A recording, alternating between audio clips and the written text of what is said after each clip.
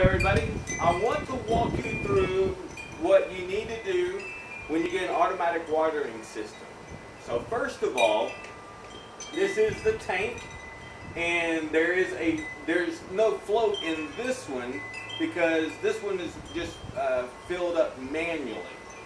But the whole tank and everything comes with a float and also the tank connector.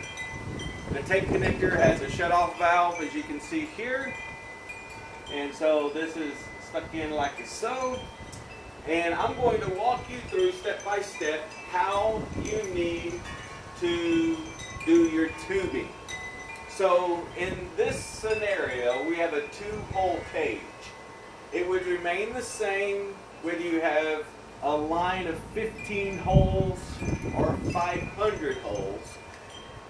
What you're going to do is take the tubing and cut an 18-inch length for every one of the holes save the last one. So if you've got cages that are back to back and you're going to come around here, you're going to keep on going, then this hole wouldn't be counted as an end. But we're going to use this second hole here as the end of our run for our tubing. So I'm going to pull my tubing out. I'm going to cut it at 18 inches. The reason I'm cutting it at 18 inches is I want plenty of room for that tubing to curve out. This is 18 inches. That's our normal cage anyways. It's going to be with the baby saver 18 inches tall. You do not want that tubing like that because then the rabbit can bite the tubing and now you have a hole and so on. So you want to use this curve to your advantage. So in this circumstance, we're going to be feeding 2 holes. So therefore, all I need one drop down for is here on this first hole. And I'll show you why. We're going to take our tubing and we're going to connect it here. I'm not going to push it on all the way, but just for the purpose of showing you how this works right now, we're going to line it up here. Now what I would do is I would zip tie it.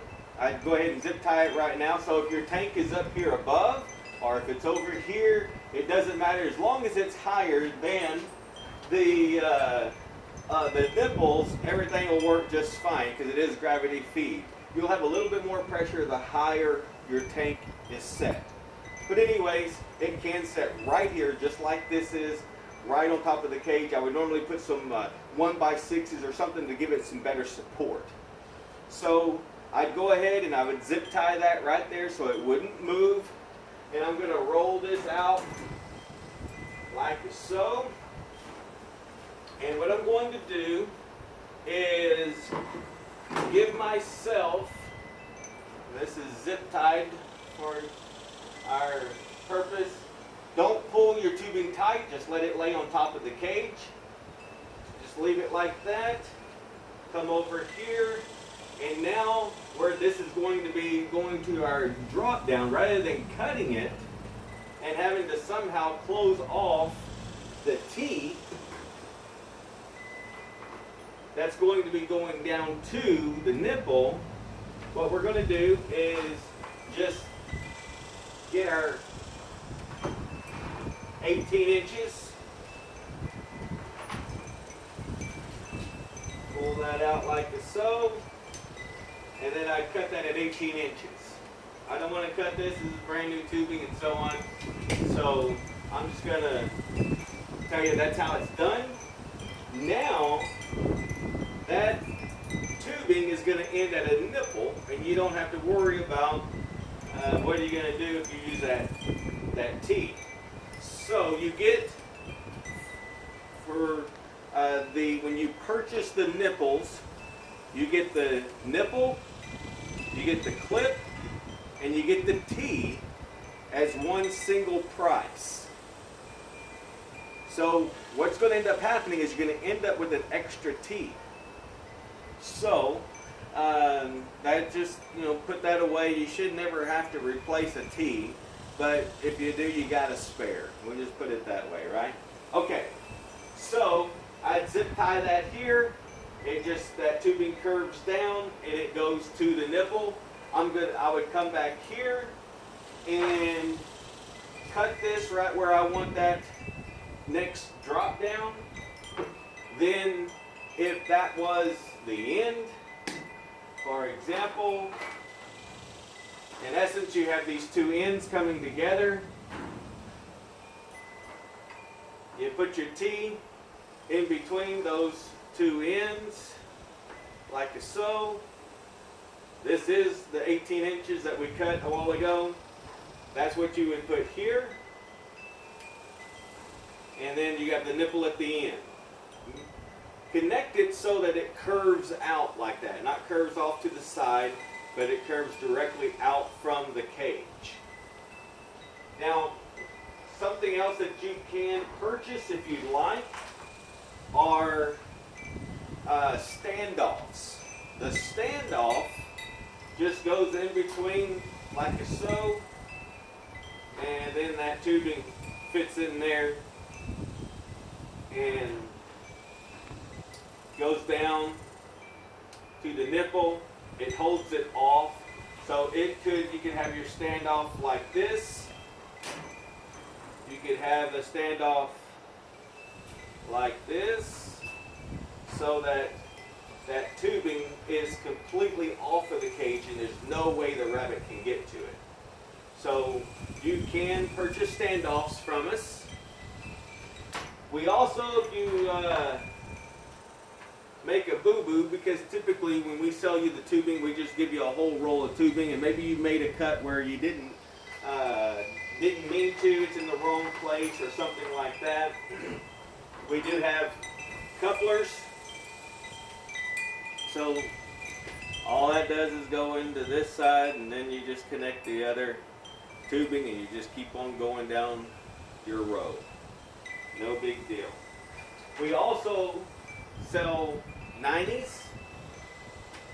So the 90 is like a corner,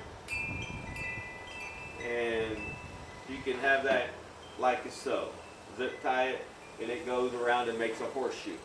You don't have to have the 90. You want to buy them, that's great, no worries. You can just take this tubing and just let it naturally go around. Just zip tie it here, zip tie it here. As long as it's not kinked, you're okay, but you can see that it bends pretty good and without kinking. In talking about the nipples, let me show you how these work. So the part that the tubing goes into the clip, into the horseshoe of the clip, and then the tubing goes on that. It pushes all the way in, and that's how that's done.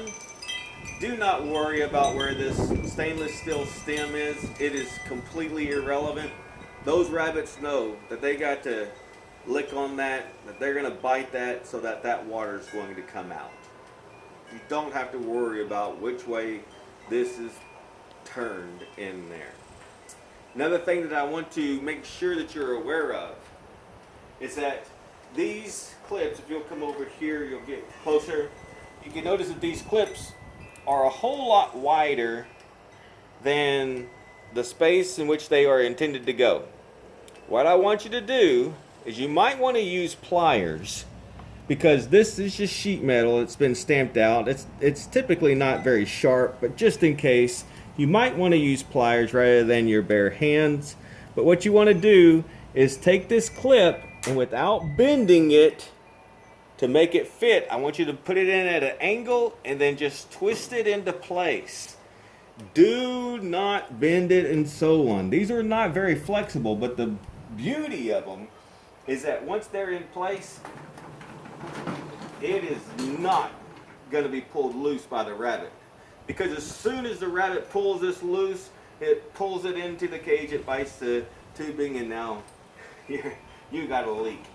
So just keep that in mind as far as these clips are concerned. They're not too big. They're intended to be oversized so that whenever you twist it into place, it's going to lock in and stay there. So another thing, as far as this 18-inch drop down, that you've got some extra, obviously. So if they do somehow get to that and they do bite it and put a hole in it, then just pull it off, cut it back to where that is, and you got a little extra.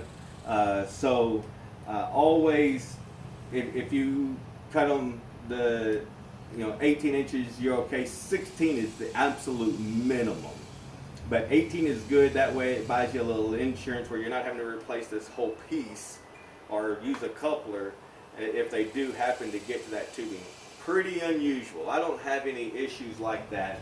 If you have any questions, please ask. You can give us a call at 361-407-9260. We'll answer any questions that you have. The float, it can be hooked directly to a garden hose is how we set it up.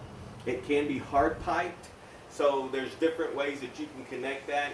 If you'd like for me to walk you through how to make your own, I'm happy to do that. So you don't have to get the tank from us. It's almost imperative that you get the tank connector. And like I said, it has that shut-off valve, so that's nice. It has a screen here inside. So anyways, you can buy this from us, and then the tubing and the nipples, and make your own. People make some of their tanks out of 55-gallon drum. It just depends on what your needs are, and so if we can help, we're happy to do so. Have a blessed day.